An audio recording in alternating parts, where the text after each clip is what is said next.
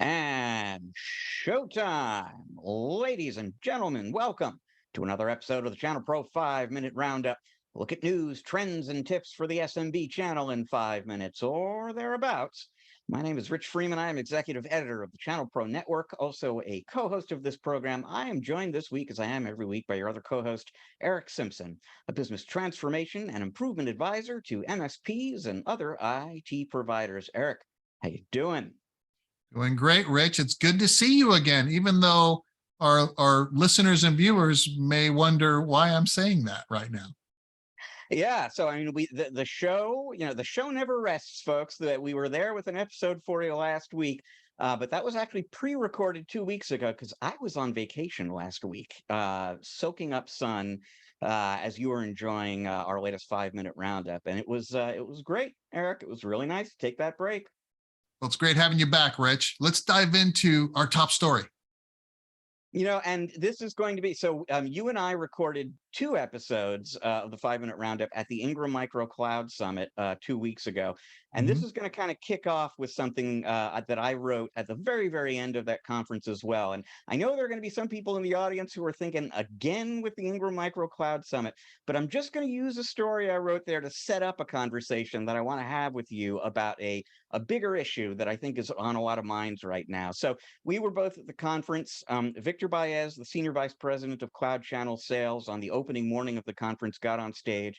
And he may have had, I forget it, he may have had 15, 20 minutes of speaking time, very limited speaking time. And yet he dedicated some of it to the question of whether or not cloud vendors who sell direct are a threat to distributors like Ingram and to their resellers.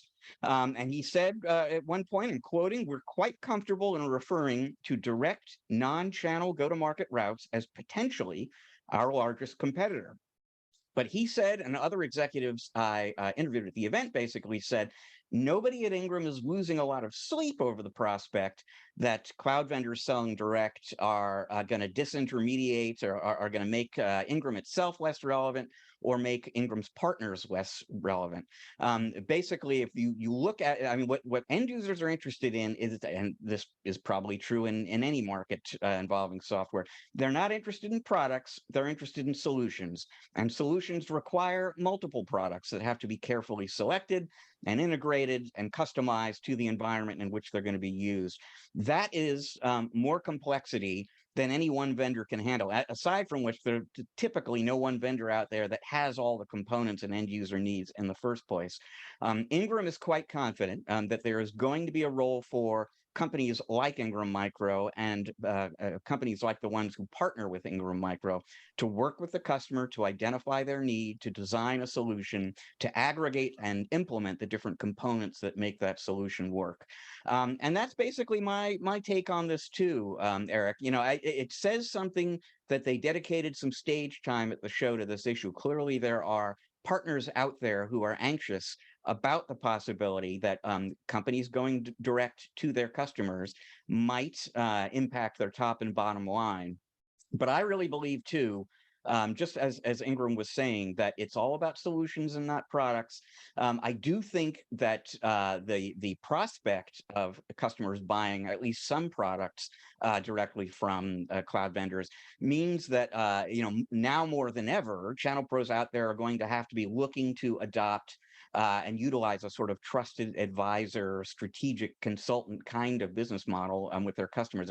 If your model is built just around seats and moving licenses, and especially if that's true, like say just for Microsoft 365 or even the whole Microsoft Cloud suite, that might be a different story. But there's every reason to believe that channel partners are going to be every bit as relevant in the cloud market going forward as they have been in other markets in the past, regardless of the fact that people can often buy cloud products more cheaply directly from cloud vendors. It's just a question of making sure that you're delivering the value that makes your role in that process indispensable. Eric, what do you think?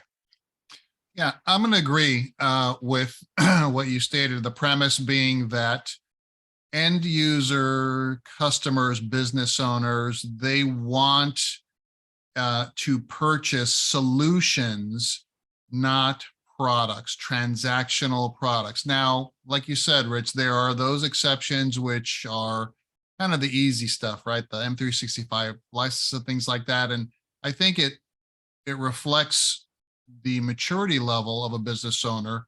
You know, what reflects their maturity level is how they're making these purchase decisions. If they're simply buying things, you know, online as a subscription, they may not yet have a need in the growth of their business to really have or seek out a relationship with a trusted advisor who can then come in and advise them, right? Everyone goes through a maturity cycle where, you know, we're just trying to keep costs as low as possible, and, you know, we'll get somebody to fix it after it breaks, right? But then as we grow as business owners, we figure, oh my goodness, you know, we need someone that's a specialist that we can trust to guide us in making the best decisions. And not only just to deploy and make the procurement process easier, but also to manage and maintain things and then build upon them moving forward. In my experience, Rich, vendors that are selling directly to end user customers, the ones that are most successful, that try to kind of straddle the line between direct versus indirect, I mean, through channel partners, and then also direct, the ones that are the most successful have built some safeguards to maintain a high level of trust with their partners, right? So, you know, what are partners concerned with? Like you mentioned, they're concerned with, you know, channel conflict. Well, you know, are you going to be competing against me? Are you going to be taking my deals? So these more mature vendors have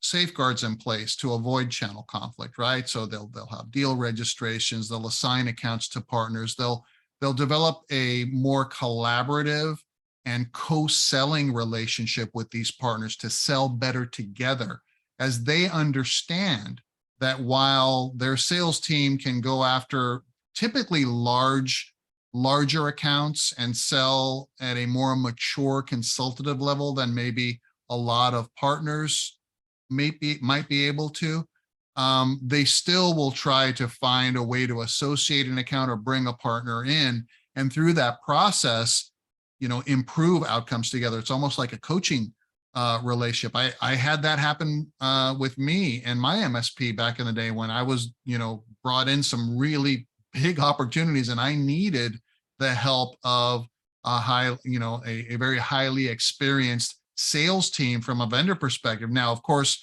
you know, the profit margin that I received was probably less than I would have if I were able to close that opportunity myself.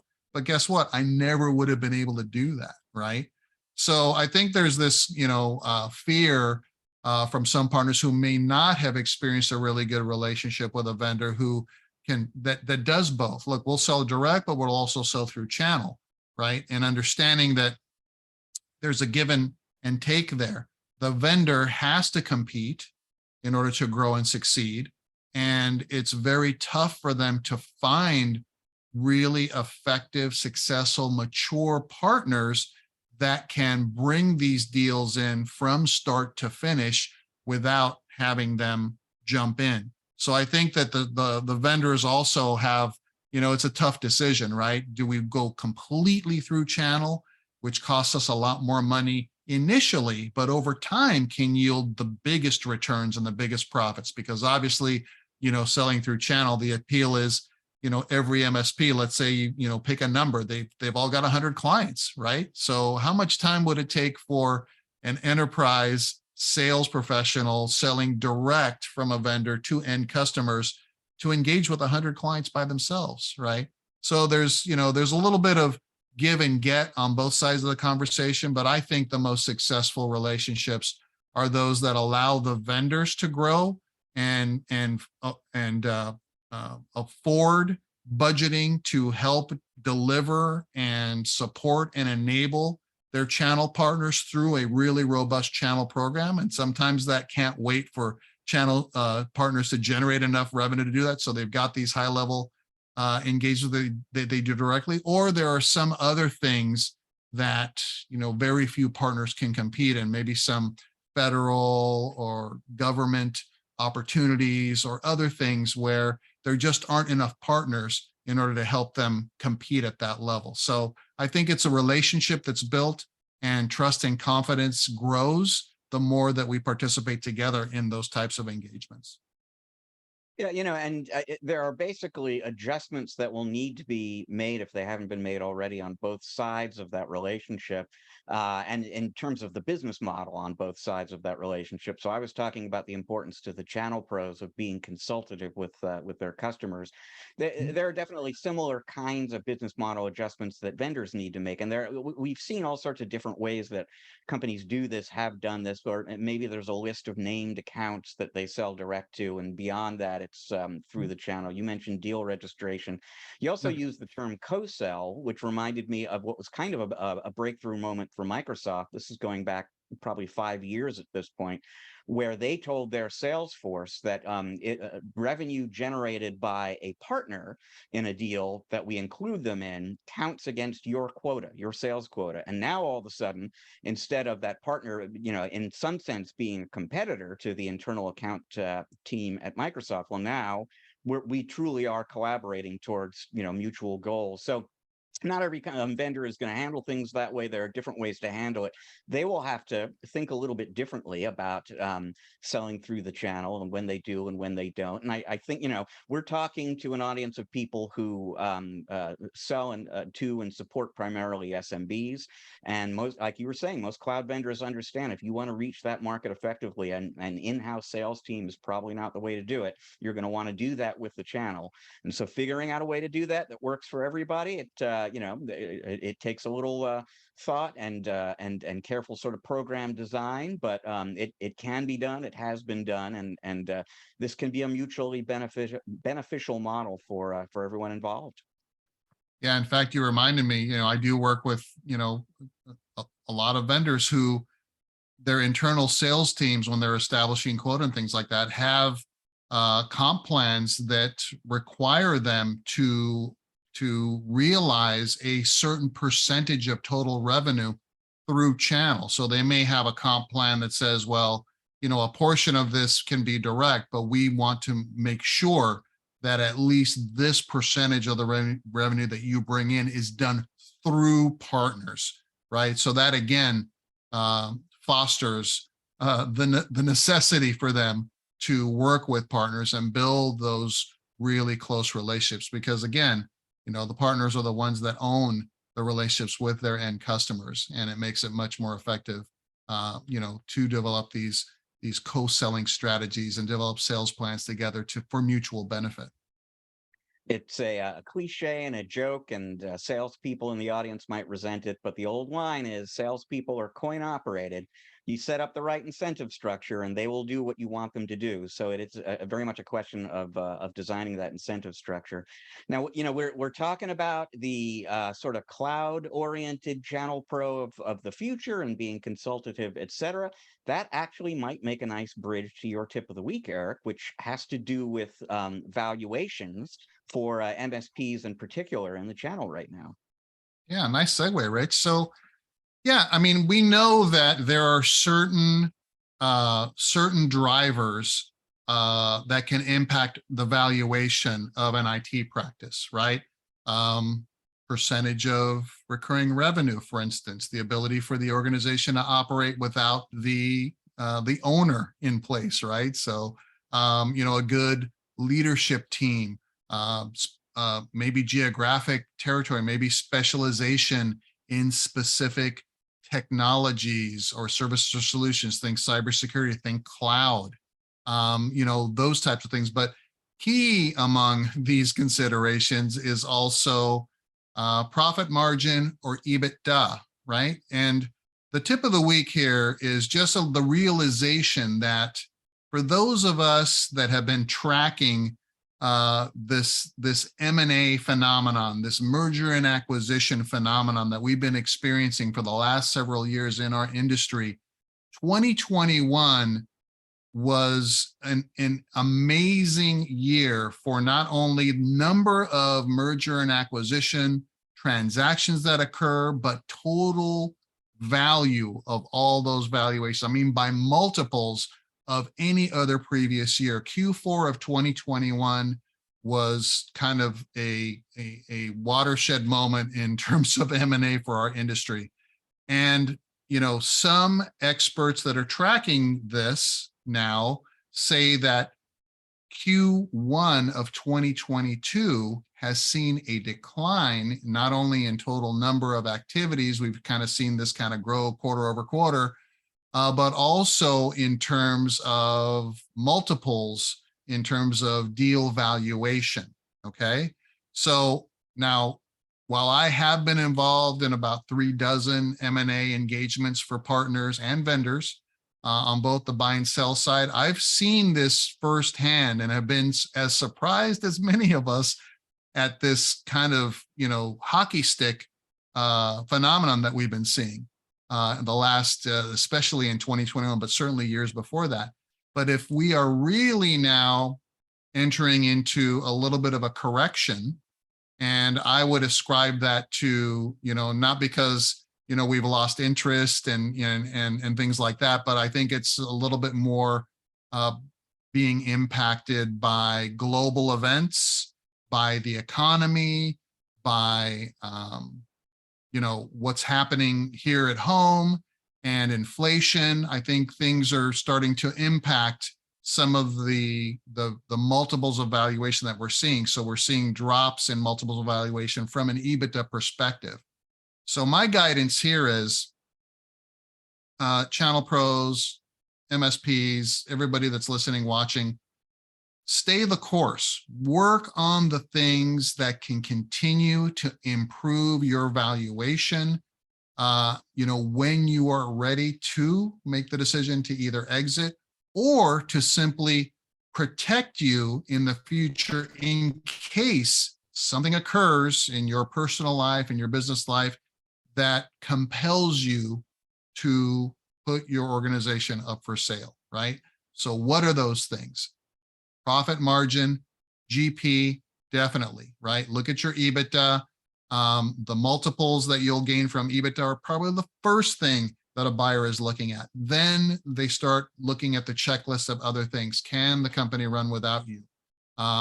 Do you have a great suite of services? Are you selling consultatively? Are you selling bundles of services and not selling transactions, not selling a whole lot of hardware or a large percentage of your revenue being resale of hardware or licenses, right? More service-based, more MRR-based, those types of things. So again, don't get spooked by maybe this little bit of, maybe we're letting our foot off the gas a little bit on M&A.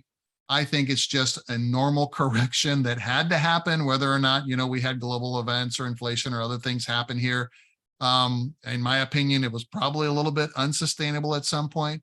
But again, at the end of the day, if you're doing everything you can to increase the efficiency and profitability and consistency of your organization, you've got long-term agreements, you don't have a lot of churn in your customer base or with your staff, you'll be in pretty good shape when it comes time to, review, an offer or negotiate a strike price for your organization.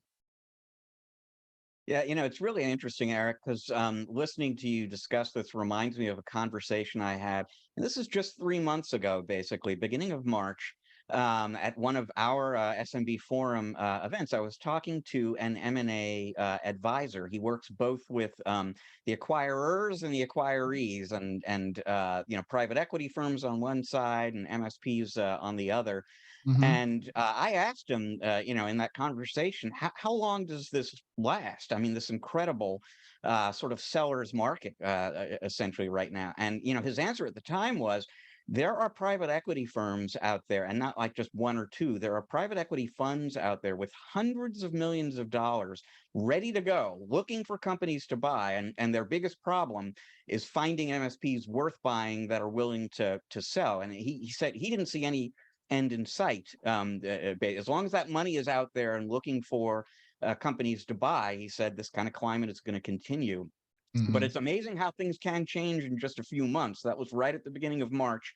And the inflation, much more top of mind now than it was 3 months ago. The interest rate climate is changing. I would say there is more concern about the possibility of a recession somewhere down the road in the next 12 to 24 months. And that it makes perfect sense for that to potentially change the M&A environment for MSPs. But I think the advice you gave there is really critical. And what it reminds me of as well is 2 years ago when we're going into the pandemic, the economy was tanking. It was just shutting down. Nobody knew how long that was going to last or what it would mean for MSPs in the market. And I mean, I'm pretty confident that on this program, we both advise people not to panic, not to sell immediately, or if you can, if you are not sort of urgently concerned about a cash flow problem within the next few months, if you can kind of stick it out and see how things shake out, then kind of keep doing what you're doing rather than overreact. And I would certainly say the same in this situation. We might be past, at least temporarily, maybe permanently, past peak valuations for MSPs. But I do still think there's going to be a lot of acquisition going on, even if the valuations are down a little bit. Not a time to overcorrect right now. And like you said, the stuff that you would be doing to prepare yourself for a sale anyway are things that are going to make the business your business more effective anyway. So keep focusing on doing the right things that are going to increase your EBITDA, that are going to make you more valuable. Don't get too panicked or anxious about the possibility that you're going to miss out on some sort of opportunity to sell. This is one of those times where you don't want to overreact. Right. And by no means, am I, the harbinger of saying, oh, the bubble has burst here. I mean, we've slowed down a little bit. We've lost a couple of valuation points on EBITDA, but don't get anxious. I'm working with a couple of partners right now through a couple of M&A discussions and negotiations, and they're anxious. They're like, oh, well, we need to get this deal done now because, they may, make us an offer that's less than what we want. And I'm like, breathe. Don't get anxious. Keep doing what you know you need to be doing. And if the valuation comes in or the offer comes in lower than you expect, that's the other key here, is like you have objective expectations of what your company is worth, then we'll negotiate a little bit. And if that doesn't work, then we'll explore other options.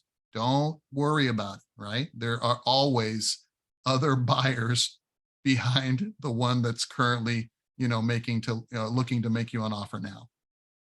So important advice. It leaves us with time for just one more story this week, and we were advising people against overreacting. Here's another story that I would caution people not to overreact to. What you don't want to do after you hear the story is immediately fly out to Las Vegas and get married at a wedding chapel where the services are performed by somebody dressed as Elvis Presley. Because what we just learned this week is that the estate, the organization that sort of manages the Elvis brand and likeness, is cracking down on Elvis-themed wedding chapels in Las Vegas.